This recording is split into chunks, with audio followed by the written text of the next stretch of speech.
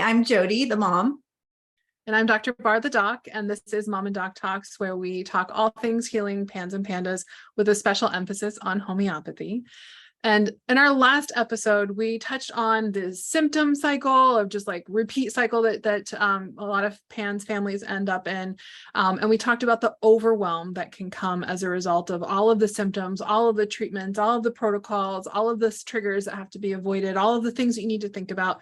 And it touched on me that, holy cow, Jody, like you were working with a PANS specialist and you were still doing all of this research. That's a little bit surprising to me because, you know, if you're with somebody who is like a specialist who's been treating this for 30 years, you'd said, and that you would think that you would be able to like sit back and relax. Can you tell me a little bit about that experience and what your next steps were as you were just like stuck in that cycle? Yeah, there was like a massive sense of relief whenever we were even driving to the specialist. I was like, okay, like I'm going to be able to let go of this. Mm-hmm. He's got it. We're good. Like I can relax and just let him do his thing.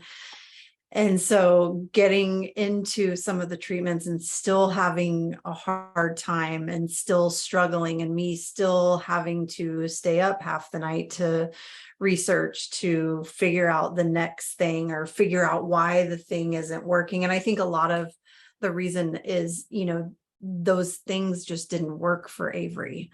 And so I was just, you know, we got a good ways in with him and I was still exhausted. I was still overwhelmed. I still wasn't sleeping. Avery still wasn't doing okay, unless I gave her ibuprofen all the time, which wasn't something that I was willing to do. So that selfishly, I wanted some relief from all of the things that I was doing to manage her care.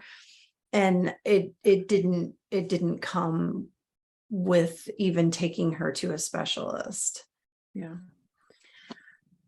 And so you were saying that like you, in the last episode, you talked about how you had realized as, you know, you were continuing to stay up and having these sleepless nights and doing all this research that you had reached a point where you realized that you were, you'd done everything that you possibly could.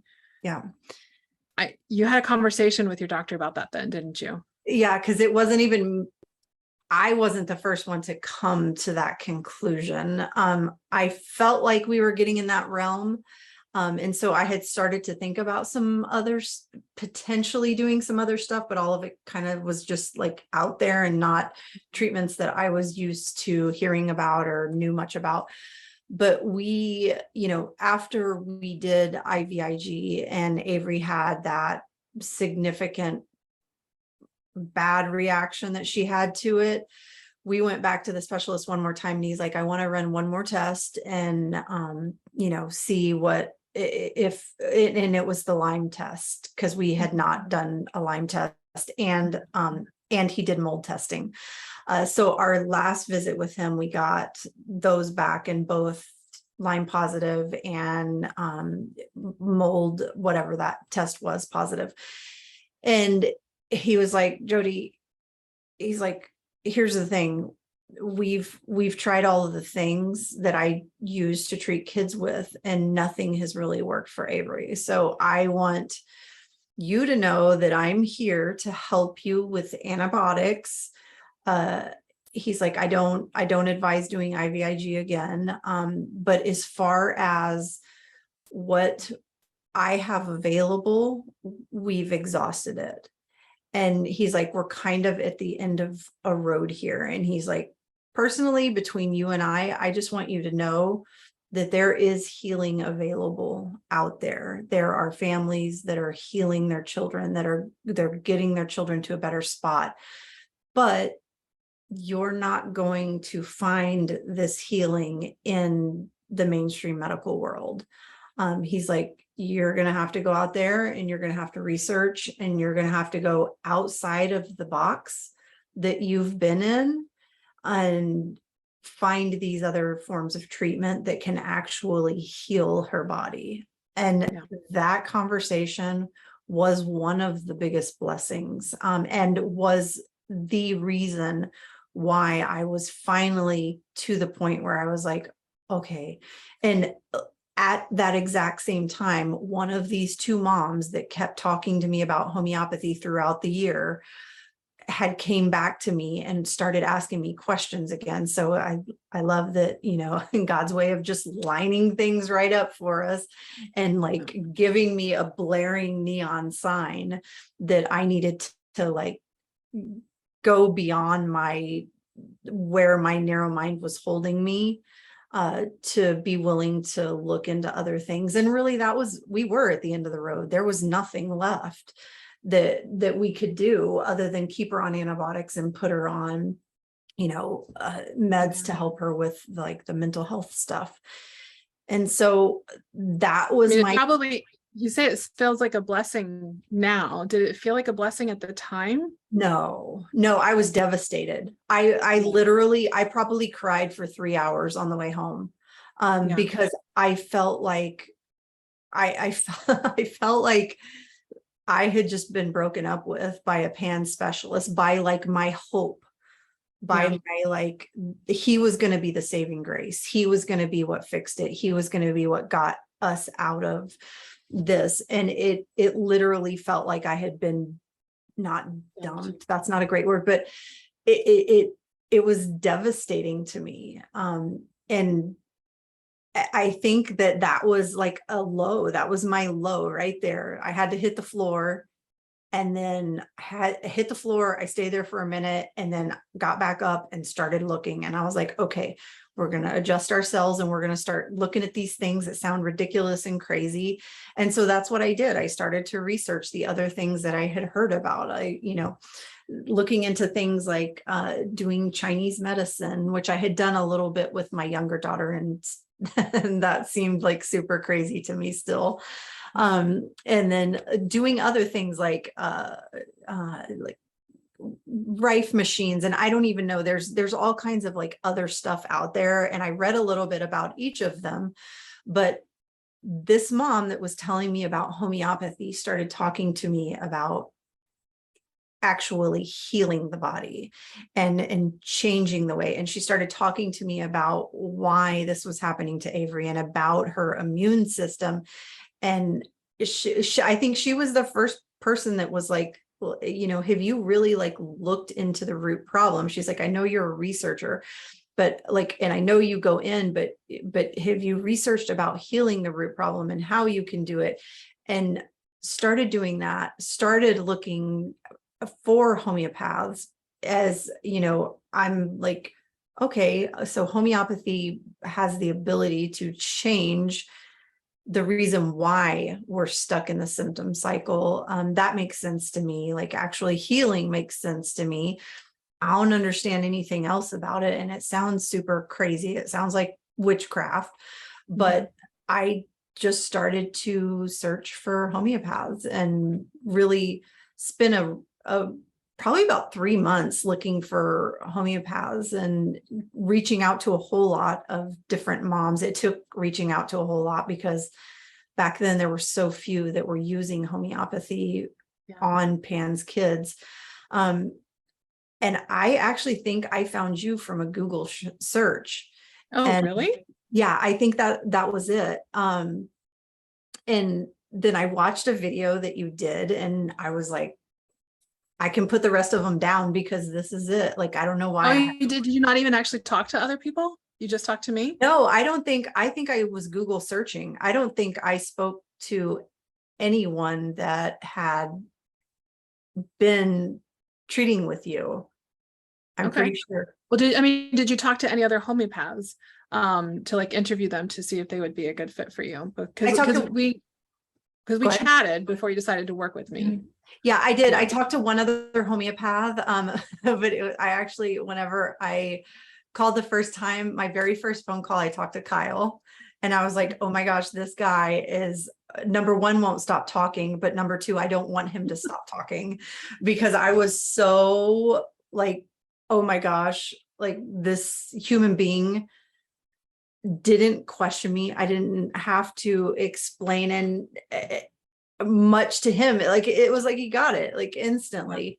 And it was a very warm, welcome feeling. And then of course I called the other homeopath and had like zero experience like that, was able to ask some very basic questions and get some very basic answer. But then, yeah, you and I ended up talking and it was like, okay, like I was right. Like my feeling was right. Like she gets it. She understands. And for some reason, from the minute I saw that video and about 5 minutes in, I was like, yep, that's it. And I made up my mind. Like, this is the person that's going to heal Avery. Like we found her and that was it. No And pressure. No I just pressure. decided. But it's so funny because I still thought homeopathy was crazy. Like I thought homeopathy did not work, but yet I was like, sure. And I think that's what happens. We get backed into a corner, and I was in a corner. There weren't any other options. And so I was like, all right, that's it. Like, this is how it's going to happen. And we're going to have to do this thing that I don't get and I don't understand. And having this conversation with my husband was a whole nother story. Because he was really like, oh my gosh, he was not having any part of it. Yeah. But I had made up my mind, and that's what we were doing. So I want to just see if like, I'm going to pick your brain here, and I'm springing this on you.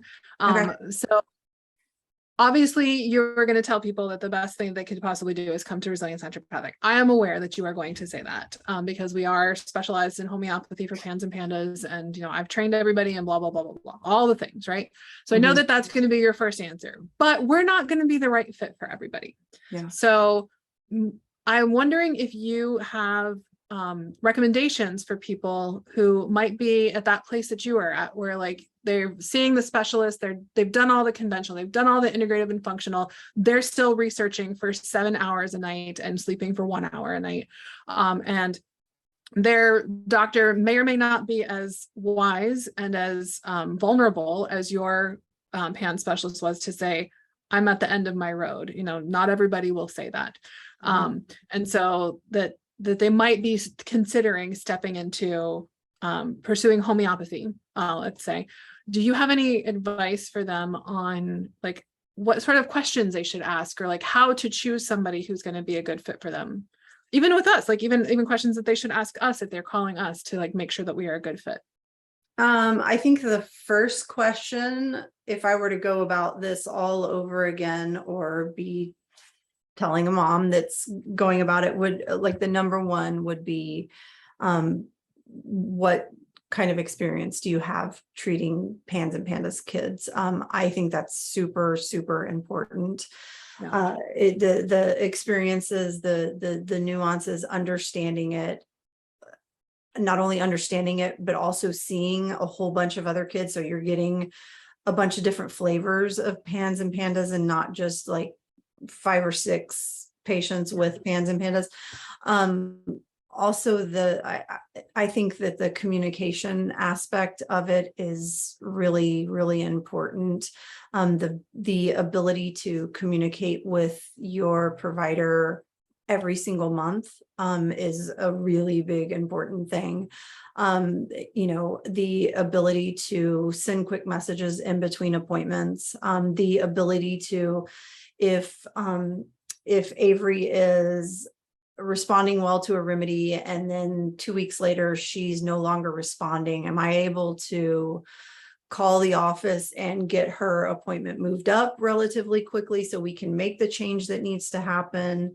Are you, a provider that's willing to work with you through that learning process? And as parents, as we're learning about how symptom observing and symptom reporting looks, and all of the learning aspect of it, I think having a homeopath that is all the way around supportive of what you're going through, it's really, and this I just know from talking to other moms that have come to resilience after working with other homeopaths.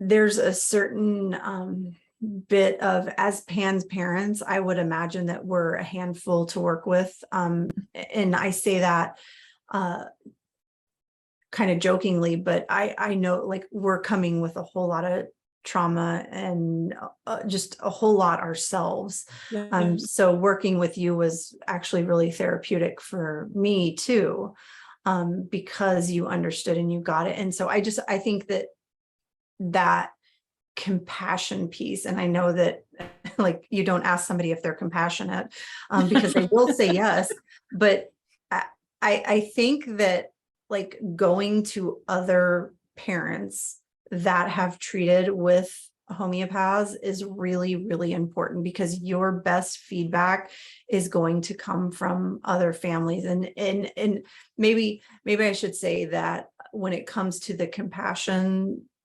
question, like asking other moms, other dads for feedback on that, because I think that is such an important part of this whole thing, is having someone that really gets it, really understands, really, they know that you are going to struggle sometimes because you're going to need a couple of minutes to cry, or you're going to need a couple of minutes because your kid's having a rage, or you're going to have a day where you're having brain fog yourself and you're going to need help coming up with the symptom information. And so your provider is going to have to work a little bit extra hard sometimes to ask more questions, and just the compassionate right person to do that. I think that's really important. I want to touch a little bit on why it can actually be really important to work with somebody who has expertise in PANS and PANDAS, because theoretically you could see any homeopath, because homeopathy is focusing on the presentation of symptoms and the person as a whole, not based off of a diagnosis. So if somebody is saying, oh, you need this because of this or this because of this, they're not actually practicing homeopathy. And so it's you know, based off of that symptom presentation. So theoretically, you could see any homeopath, right? Because they're trained in how homeopathy works and how to prescribe, hopefully, and specifically with classical homeopathy. Again, that's what we're talking about, classical Hahnemannian homeopathy. And so the difference, though, is that we have to really focus on what is unique for that individual in their experience. So both what is characteristic of the condition itself and what is unique about that person's experience of the condition to get a well-fitting homeopathic remedy. There are thousands of homeopathic remedies to select from, and we really have to narrow it down to that one best fit for the totality of the symptoms and the unique way that somebody's experiencing it. And if somebody doesn't have a lot of experience with PANS or PANDAS, they're not necessarily going to understand, is this unique or not? You know, are they going to know if it's unique if they are cold versus hot? Are they going to know if it's unique if they have a specific fear or OCD, like a metaphobia? Are they going to know that this particular tick is a really common tick, or the way that ticks change and fluctuate over time? Are they going to understand that? So it's not, but it doesn't just start there. That's just selecting a remedy. It's then also managing the remedy, because the way that kiddos respond, and we'll go into it a whole lot in future episodes with how homeopathy works in the body, what the typical healing journey looks like, and some of like the questions and things that come up, and just a lot of things about homeopathy in particular in upcoming episodes. But if somebody doesn't know how to manage the response to a remedy, especially in this hypersensitive population that PANS and PANDAS really is, you could end up leaving a really well prescribed, really well recommended remedy because somebody just doesn't know how to manage it appropriately, and they can't recognize what a positive response is, or what an early sign of a positive response that might not look so positive right up front, or isn't really clear up front. And so I can't tell you how many times we have had folks come to us from other homeopaths that they got a really great remedy. It was just really poorly managed. And so we just needed to take over management of it and then move through the process a little bit more. Another aspect that is really important too, Jody, you mentioned the communication. And I think that it's important to both have regular access to communication, but to also have somebody who has really good boundaries with communication, because I can't tell you how many times, because of that management and the fact that like PANS is so fluctuating and so changeable, and like it's a traumatizing thing to experience. And I can't tell you how many times if I had not held firm boundaries with you, Jody, and lots of other parents for that matter, that I would have made poor decisions about remedies, the directions that we needed to go. And we would have been on a wild goose chase, and Avery wouldn't be where she is now. And so that boundary might be like, I actually had to tell Jody a couple of times, you're emailing me too frequently and you're confusing things because you're giving me minute by minute type of information, and that doesn't work for homeopathy. It's just not how it functions. And we'll go into this a lot more in future episodes. But having good access to a homeopath, but also having a homeopath that is good at maintaining appropriate boundaries so they can make good decisions. So boundaries aren't a matter of like trying to keep you at bay or push you back. It's legitimately about making sure that they're getting the information that is valuable and useful to make a good decision moving forward. And there are, I've seen times where people have, again, mismanaged something because they had too leaky boundaries, and they responded to somebody's stress or somebody's anxiety, or somebody's anger, rather than pausing and taking a step back, requesting specific information in a specific way or whatever, so that they could get the details that they needed to move forward. So communication is important, and having boundaries with that communication, so that we remember that our ultimate goal is not to just respond to whatever somebody is asking, is, doing whatever somebody's asking us to do, but is to get a kid better, right? And to get a family better. And so I definitely had to make you angry several times, Jody, in order to do what I needed to do to help get your kiddo better. Yeah, but when I followed your boundaries, finally, we together did better, and we moved faster, and everything was smoother. And it got clear. It helped you to learn how to get out of that reactive mode too, and to like be like sit and watch and wait. And you had, I can't tell you how many times you emailed me like, okay, yeah, you were right. And you were so surprised at like what came as I was just telling you to wait, when you were certain I had just done something to like destroy your life and your kid's life. And you're like, yeah, anyway. It's a bit of a digression. Back to the importance of having a provider that knows that you're going to have trauma response like left and right all over the place. That's also true. Yeah. That level of support and understanding, and knowing that you had to like slowly coach me through it, but also hold strong with your boundaries and what you knew was going to produce the best results. Yeah. I hope I was kind and compassionate. I always try to be kind and compassionate when I am setting a boundary and say, I know that this is really stressful for you, and here is why I need you to not do this thing, because this is not like, this is our ultimate shared goal, and this is how it's interfering with our shared goal. And so I tried to be like compassionate and explain why I need to have something be a little bit different than it is. And so I hope that I do a good job. I'm not perfect. But that's another good thing to try and like tease out the best you can. I don't know how to tease that out though, but maybe understanding that if you have a homeopath that you're working with that you're struggling, maybe finding out like, is there something that's happening with boundaries that are making it a little harder? Obviously, any other advice? Oh, sorry, what was that? I said, obviously you did a good job. We're healed. We did. I think you were the perfect mix. So in the next episode, we are going to share a little bit more about my story that Jody latched onto, that made her decide that I was the person to help her with her kiddo. I touched on it a little bit in my introduction, but we'll give you a little bit more of the details about my history in our next episode. So I'm going to open up and be pretty vulnerable, and I hope that you will show up to join me.